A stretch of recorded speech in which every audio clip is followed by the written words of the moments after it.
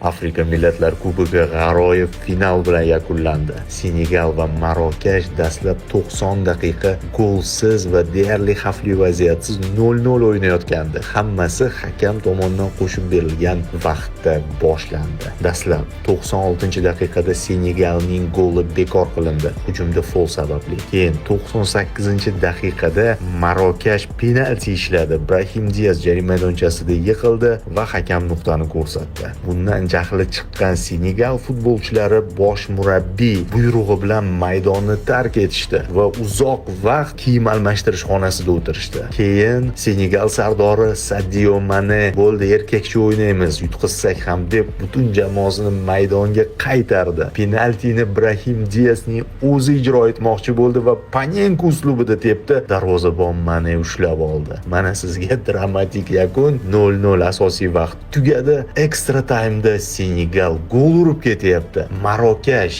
bir necha xavfli vaziyatga ega bo'ldi. Bo'sh darvozaga ura olmadi. Yasin Bunu fantastik seivlar namoyish etdi va yakunda Senegal o'z tarixida ikkinchi marta Afrika chempionligini qo'lga kiritdi. Dahshat, ajoyib final. Dis-moi où est ton papa? Sans même devoir lui parler.